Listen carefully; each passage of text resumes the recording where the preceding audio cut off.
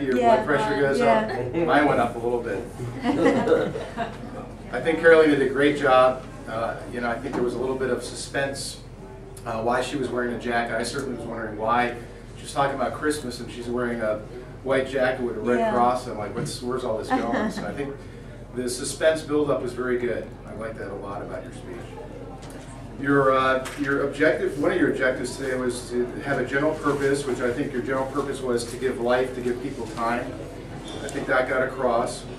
Your specific purpose was to tell people or suggest to people to give blood. That was very clear. So I think those parts of your objectives were very, very good and very clear. You were also supposed to include your objectives in your beginning, your body, and your conclusion. I think you did that. So. The other thing you did, or you're supposed to do, is project your sincerity and your conviction. I definitely got that message. You shared with us your personal experience of giving blood, which I think was good.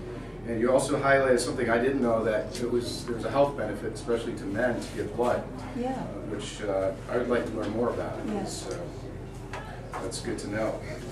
I didn't see a lot of nervousness. You may have felt it, but I didn't see it.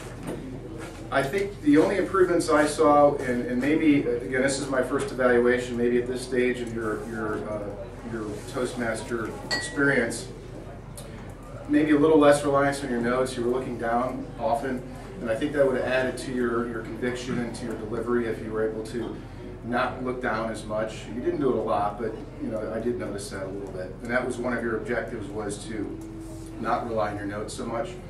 The other thing was maybe to talk more about your personal experience of giving blood. I don't like giving blood. I'm terrified of needles. It just scares me. Maybe you could have talked to us more about how it's not a big deal. I'm sure it's not.